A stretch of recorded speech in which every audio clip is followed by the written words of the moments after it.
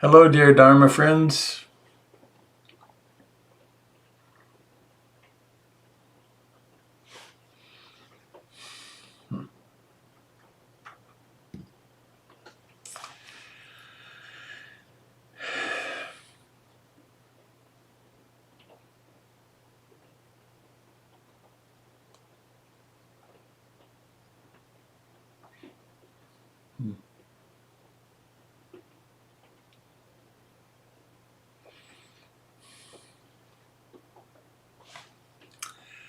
How delightful to discover you here.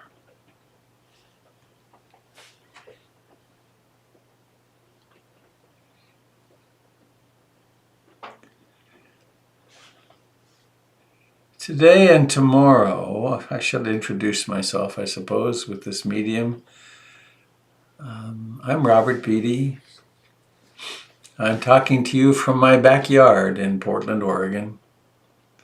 And this is a broadcast of the Portland Insight Meditation Community. And it's raining outside. I'm in my cozy little house that the weekday morning community created for me in the summer. At the time that I was broadcasting from the tent, and it seemed quite adequate, but with the good foresight of several people in the community and some real putting of energy behind it by Alicia, my doubts were overcome, and it manifested as this gorgeous little house. It's warm, dry.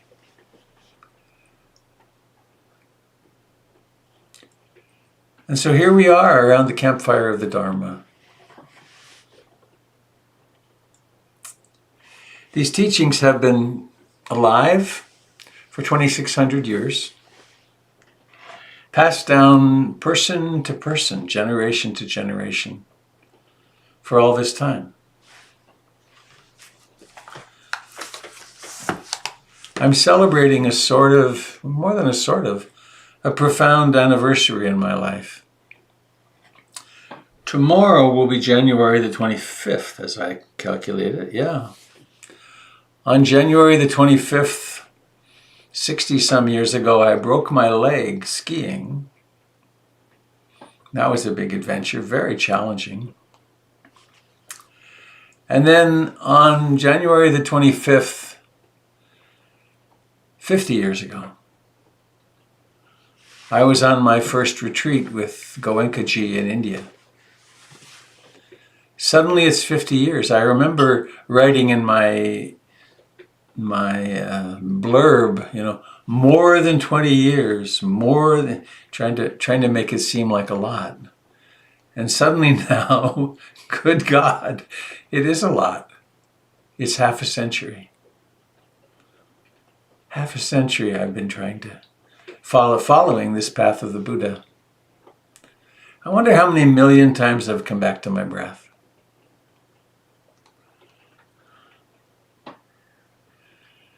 I know that I'm changed a lot. I wanted to have this light on differently. I know that I've changed a lot. Still a work in progress, certainly. But it wasn't the first night of the retreat. It was somewhere night 3 or night 4 or night 5 or something. I had the experience during the evening sitting of the mind just stopping. And it had stopped before, of course, countless times, but it had stopped that I could know it. When I was doing things like I was very much into mountaineering, and I would be climbing a glacier early in the morning before dawn, and step, breath, breath, step, breath, breath. Or skiing fast, or driving fast, or doing things with great intensity. The torture of the thinking mind would stop.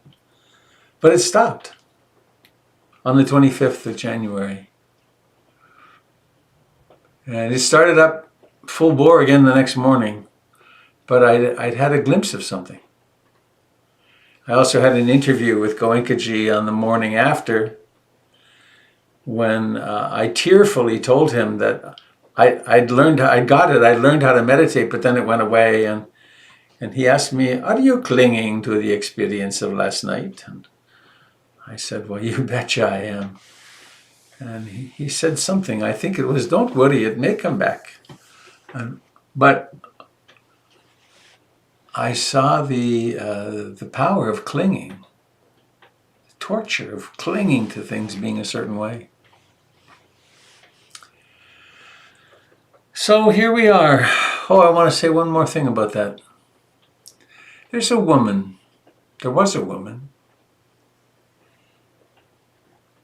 I met her on a train in Pakistan. Her name was Kanti. And I had an argument with her on the train on the way into India, or across Pakistan, in which I told her, I was stupidly opinionated. I told her that going to India to sit on your ass in a meditation center was the craziest thing in the world, because I was on my way to go climb in the mountains in the Himalayas, which was, of course, the meaningful thing to do. And we had quite an argument. And then in Chandigarh, India, my girlfriend told me, that with whom I was traveling, that when we got home, she was not going to marry me and live happily ever after. And I went into complete codependent collapse and freak out, and actually stayed as stoned as I possibly could for the next several months, which was easy in India at that time. And then in Kathmandu, there was the same woman. And I remember sitting down, she was staying in the same hotel, and we talked, and she had been on the meditation course with Goenka. And there was something about her that was so attractive. It wasn't romantic, but there was something about her. And I had met 2 or 3 other young people, travelers at the time, who were the same. There was something about them. And the commonality was, well, we just did this meditation course with Goenka, 10 days. And somehow or another, desperate, I applied to get into the meditation course by mail from Kathmandu and got in. And then the rest is different. The rest is history. But I ran into her again in Paris 5 years later, Buddhist circles. And I was able to thank her that time. Well, there's one more piece about her. She was somehow helping on the retreat in Bodh Gaya. She went back, and on the third morning, before this big event happened, I went to her and said, I'm going to leave the retreat. It was so hard. I was going to leave the retreat, and I want my money back. And my money was $1 a day, if you can believe that. I wanted my few rupees back. And she said, "No, I won't give it to you. You can't leave. You can't leave till tomorrow morning anyway. There isn't a train out of Gaya till noon. So I'll give it to you in the morning." And that was the night that big event happened. Such an amazing thing, huh? Such an amazing thing. So there's something that we are vehicles for. We're carrying something beautiful down through the ages. And we do it through our own practice and our own gathering together to practice. So I have a brief reading to start today.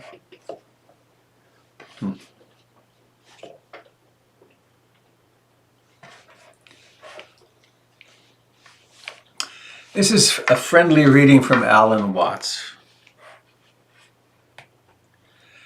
This feeling of being lonely and very temporary visitors in the universe is in flat contradiction to everything known about humans and all other living organisms in the sciences. We do not come into this world. We come out of it as leaves come out of a tree. As the ocean waves, the universe peoples. Every individual is an expression of the whole realm of nature, a unique expression of the total universe.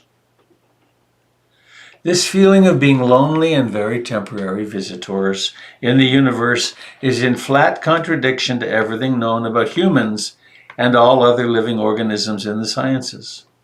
We do not come into this world. We come out of it as leaves come from a tree.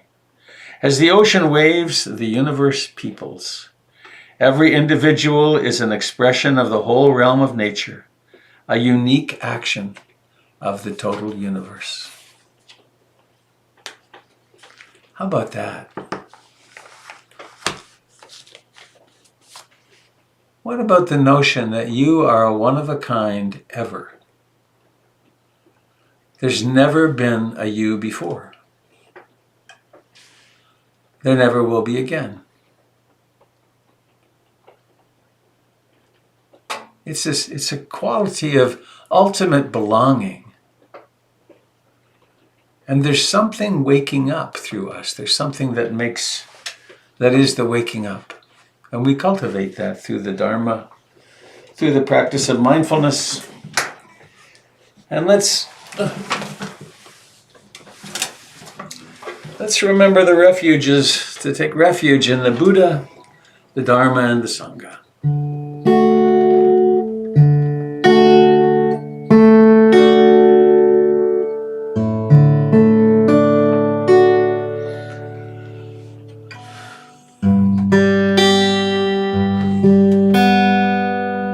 I love the way the sounds come out of nowhere.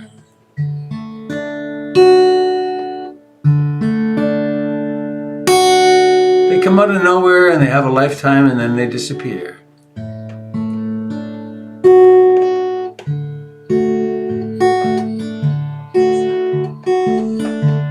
I take refuge in the Buddha, the one who shows me the way in this life.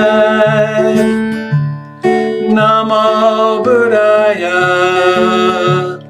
Namo Buddhaya, Namo Buddhaya.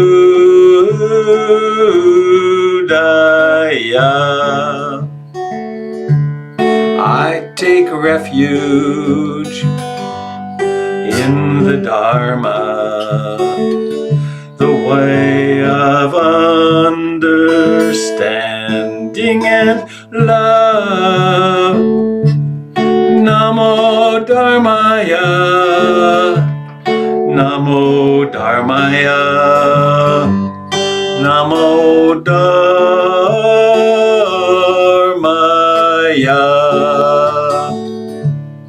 I take refuge in the Sangha,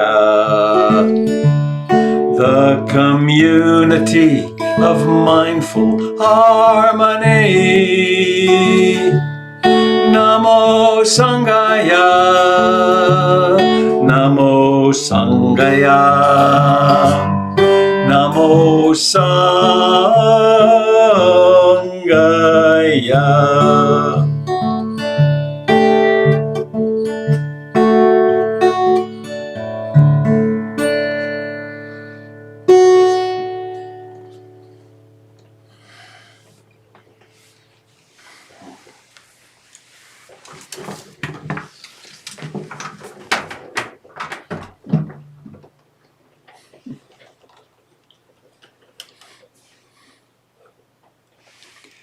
As I was singing that, I was thinking of Lady Gaga.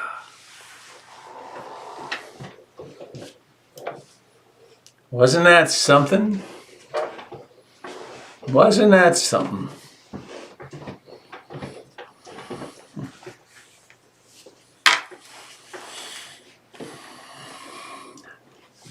Allowing life to be that free, that remarkable.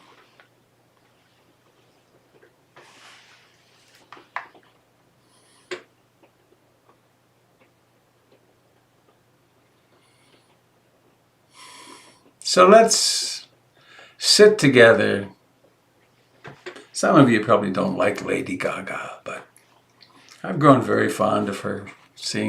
I watched a biography of her. My goodness, she's in a lot of pain all the time physically. And she does that still. Lots of heartbreak. Of course, then we've all had lots of heartbreak.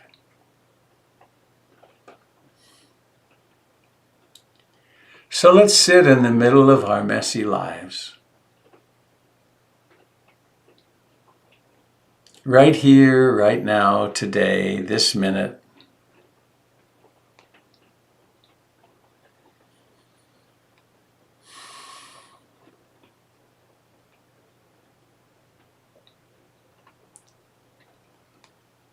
Sitting in the mystery of awareness,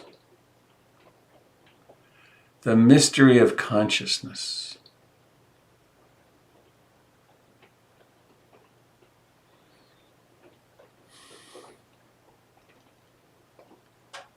Notice, please notice that there's a body here. It touches the chair. It's warm and cool.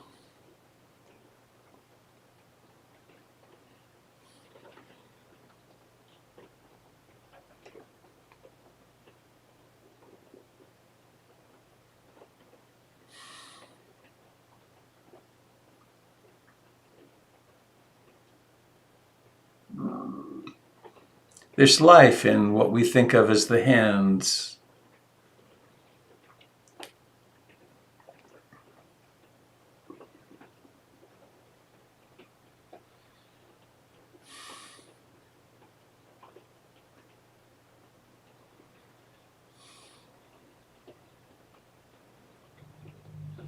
There's life in the face.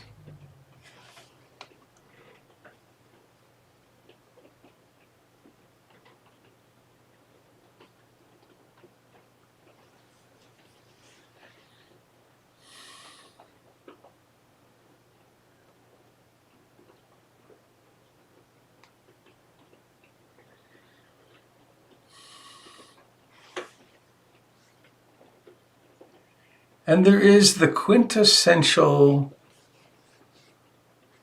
sign of life, the breath.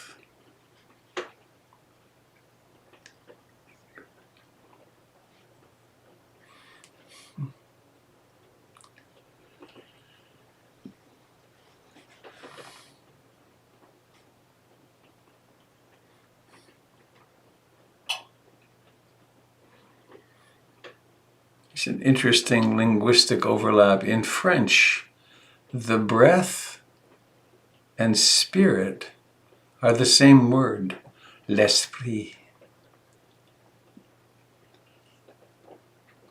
We pay attention to the spirit of life.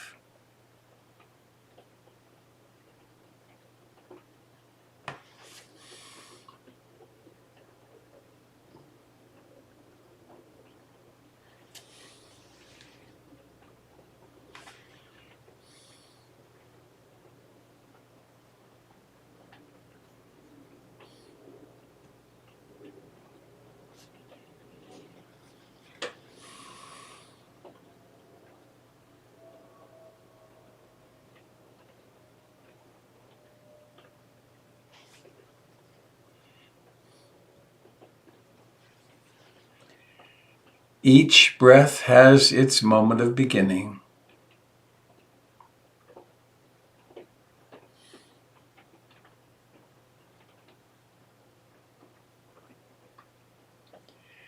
It has its rising to fullness.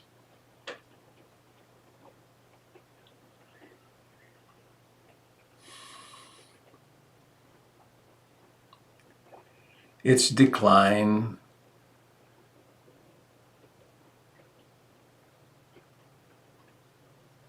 And its vanishing.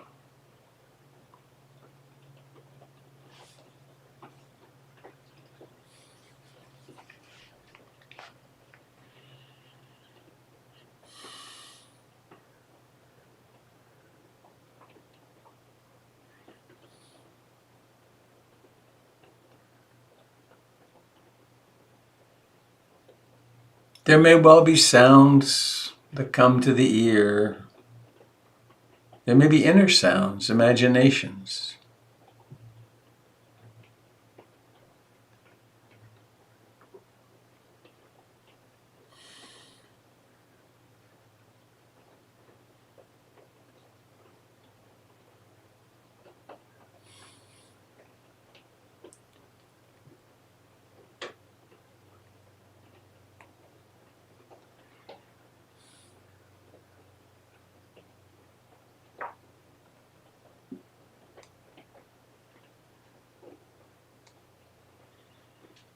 There may well be wandering minds, even obsessive minds.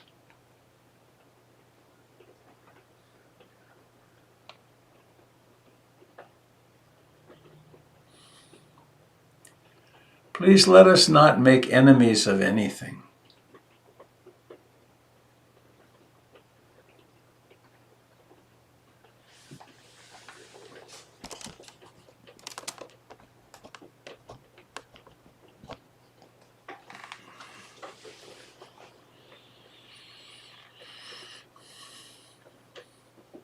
When awareness discovers the mind consumed by, hypnotized by wanting, by desire, or disliking,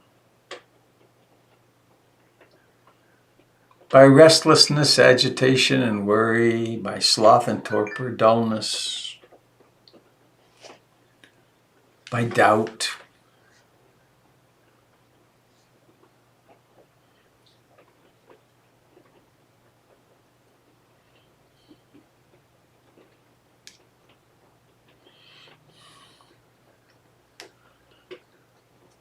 that very noticing is freedom.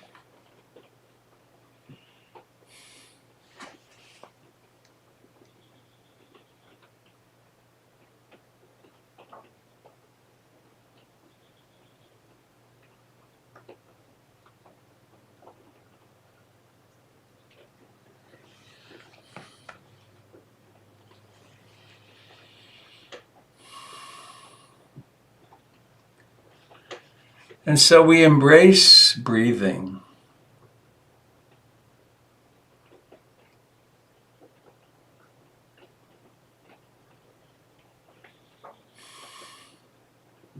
We inhabit, we incarnate, we accept the fact of birth.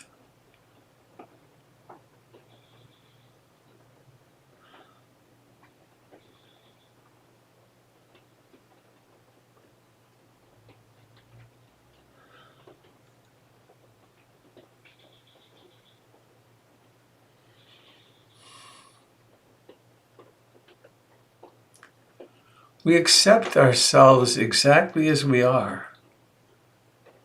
We could call it love,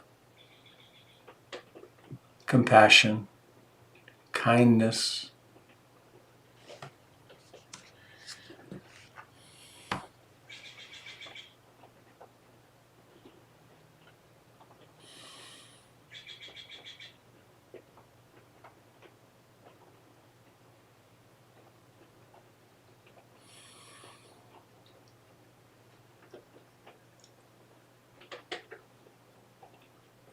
And with our mindfulness comes a kind of curiosity. Is this a long breath or a short breath?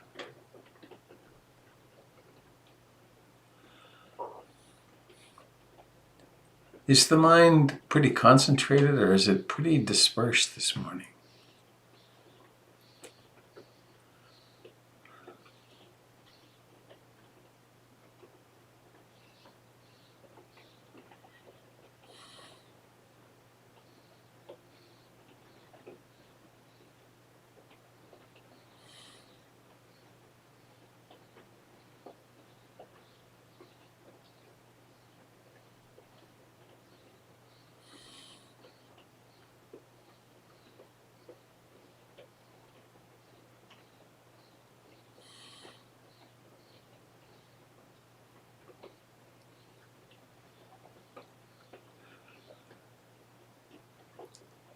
And in embracing the breath, we might better think of it as climbing into a hammock, resting, not battling with the mind, simply awakening.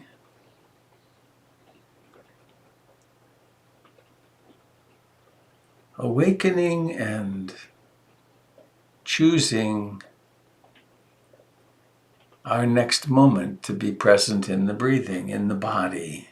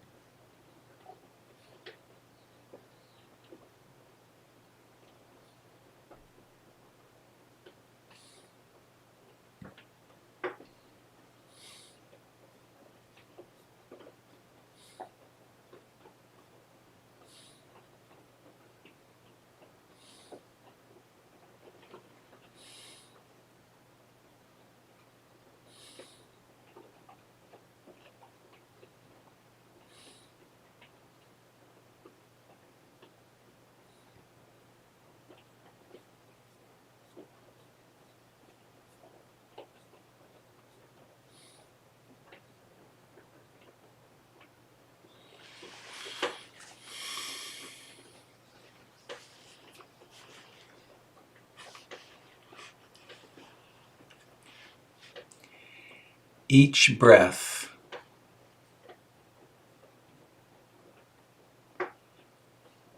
serves as a beacon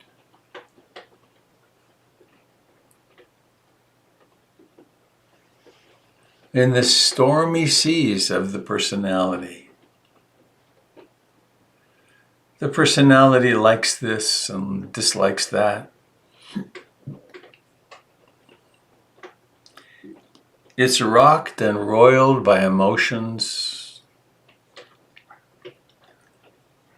It's deluded by all kinds of ideas.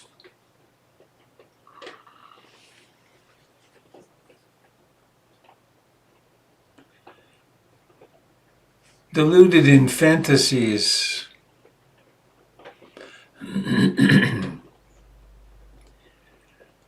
If only I could have this or not have that, I would be happy.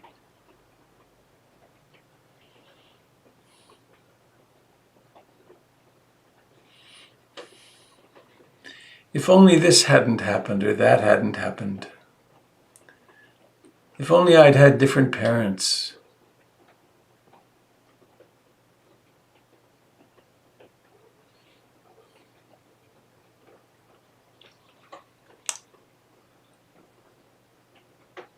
The roots of suffering are greed, hatred, and ignorance. And ignorance is a verb. Ignoring reality.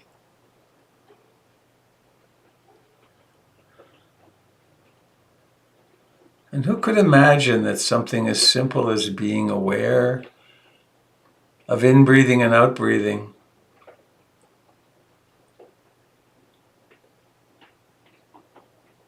would pull back the curtain to be aware of thoughts and emotions and feelings, ideologies.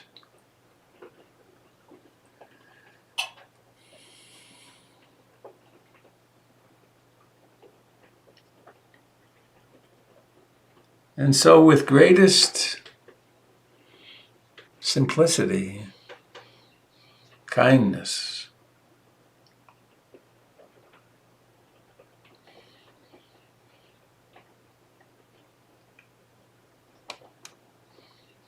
we breathe in knowingly.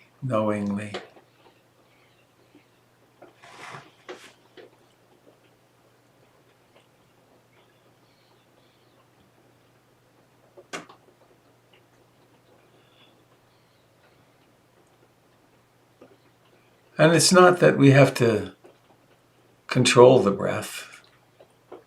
It breathes itself completely.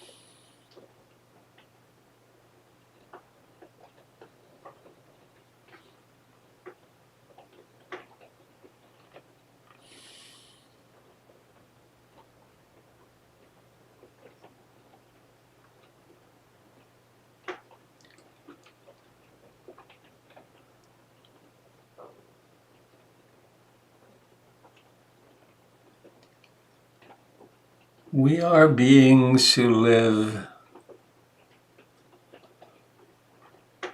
in the ultimate paradox.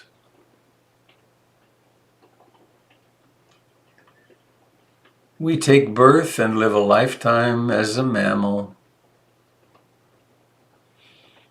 with a human overlay,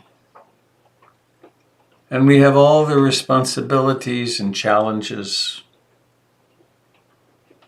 of being in a body.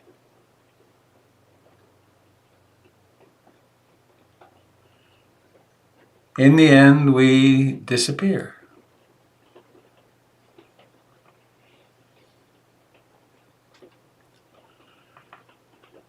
At another end of the paradox,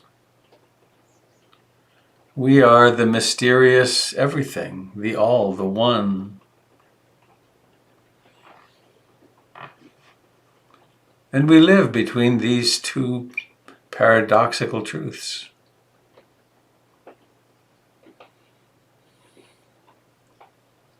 One of the ways to bring them together is with love.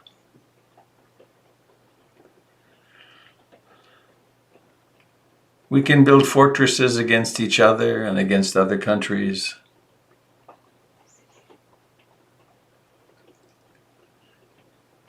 Or we can cultivate a heart that is receptive, that is intentionally caring.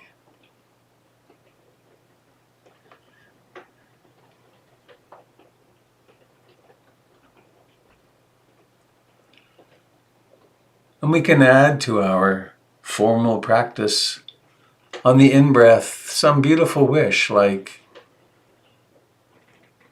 may my life become one great sigh of gratitude.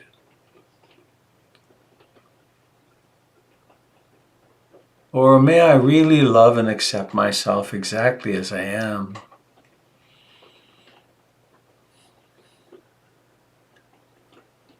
And then we can practice that same attitude towards someone we love very much. On the out-breath, think of someone and wish them well.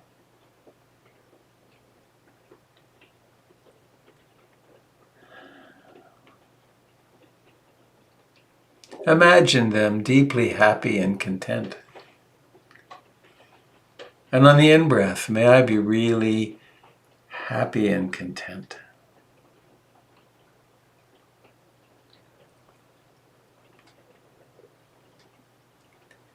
And we could practice in this way for a week or two or a month or a year, just with ourselves, really just with ourselves.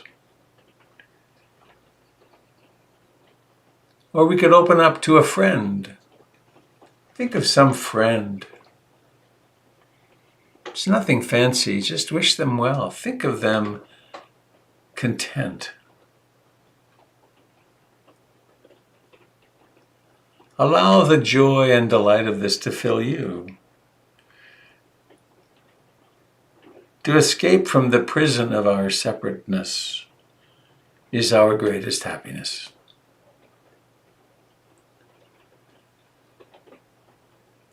On the in-breath, maybe using the great mantra, I love you. Being totally bold.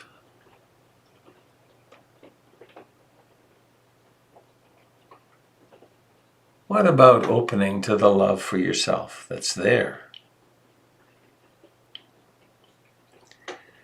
On the in-breath, I intend to be compassionate with myself whenever I'm hurting.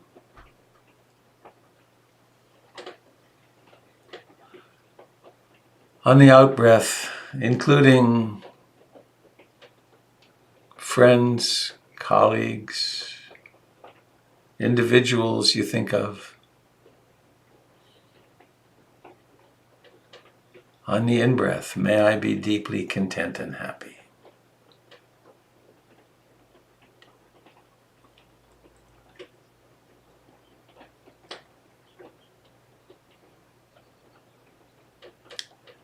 On the out-breath, we might think of some adversary, someone else we're in conflict with, or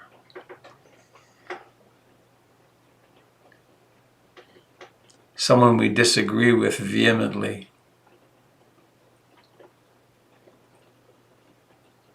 Wish them well. Remembering that before very many eye blinks go past, they too will have vanished from the earth. As, of course, will each of us.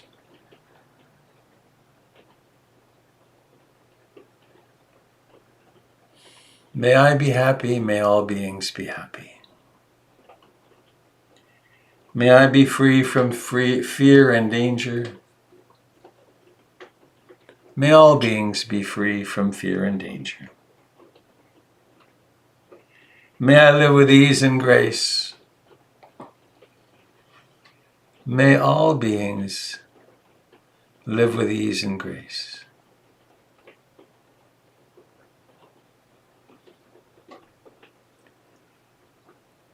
May I remember my true great nature. May all beings remember their true great nature.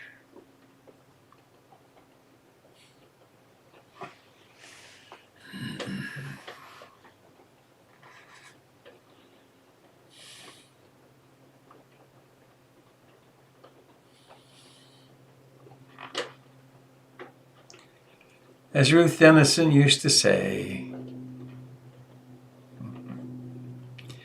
darling,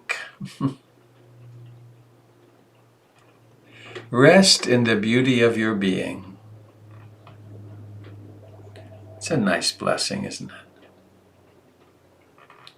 Rest in the beauty of your being.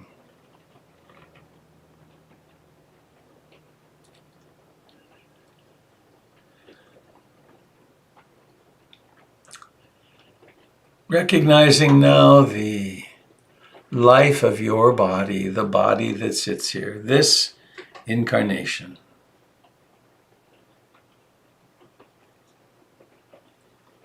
Notice how it breathes, how it touches the cushion in the chair. Be awake to the sounds around you, including this voice that episodically speaks and then goes silent.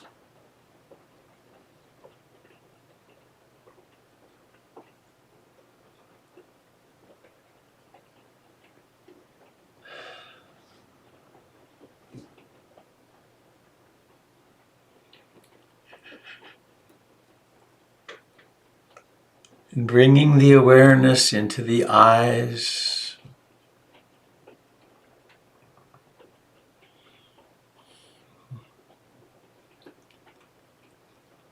Noticing the eyes as sensations.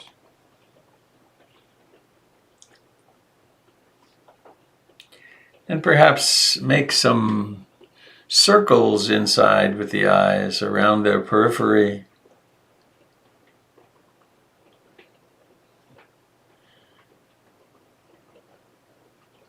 And then noticing the phenomenon of intention. This intention that precedes karmic action. The intention is the karma. Intending to open the eyes and then operationalizing it. Actually opening the eyes.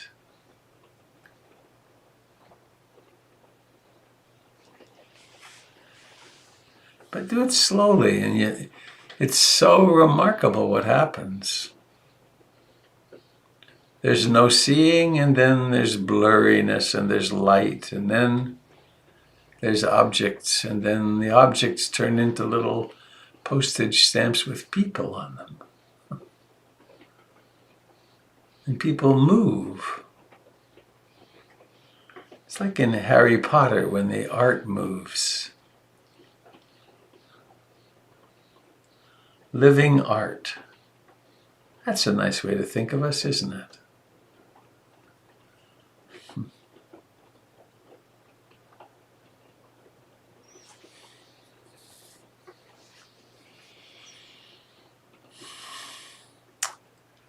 Well, I have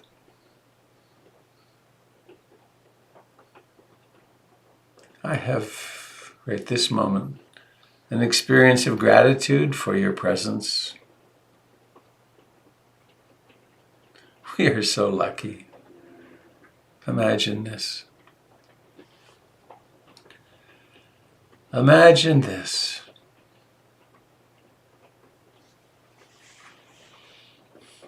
Please take a moment, if you put yourself on gallery view, if you're on a computer, take a moment to look from one frame to another.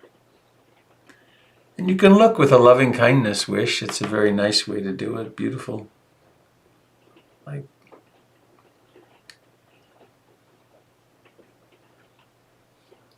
And you find someone you recognize, and there's all the wonderful memories that are associated, or there's someone you've never seen before, and then there's the wondering, who is this? Who is this? What is this person's life like?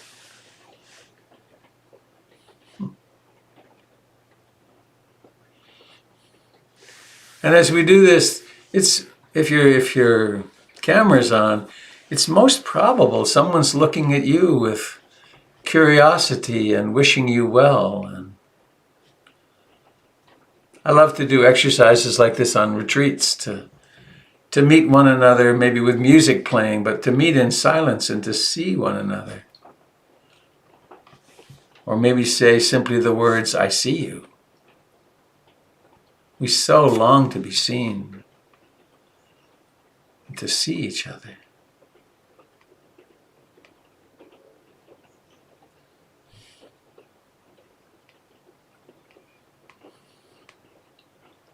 It's so natural to wish each other well, isn't it? If we can just quiet the fear down enough.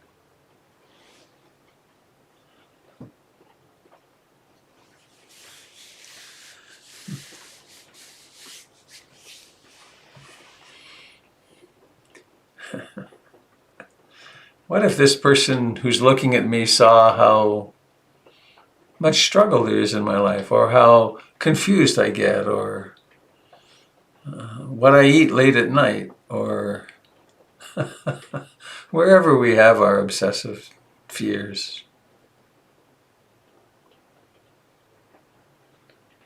One of my favorite fantasies since childhood, actually, since as long as I can remember, I had the notion, wouldn't it be great if we each had a balloon over our heads like they have in the comic books, and that our every thought would be revealed.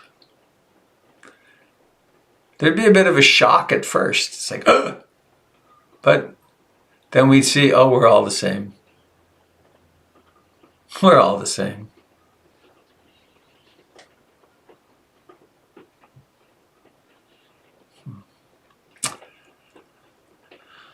Well, that's a pleasure and a half. I have a couple of announcements. One is I'm going to try to share my screen. That's it. Looks like it's going to work. I hope it works. First Saturday, February 6th, Doyle Banks is doing a day-long retreat, 9 to 2. The month's retreat topic is Undoing the Unskillful. Here's why you'll want to attend. You'll get clarity into what drives the unskillful behaviors and thought patterns that create dissatisfaction and unhappiness for you. Well, do we need any more than that?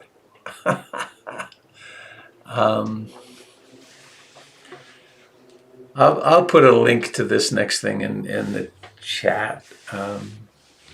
The last weekend of February, I'm doing a 2-day online retreat through Hollyhock, a retreat center in Canada. And Jim, are you on Qigong anytime soon?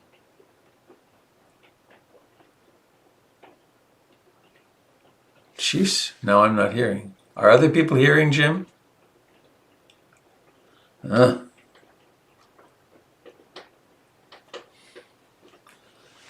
All right, that's very weird.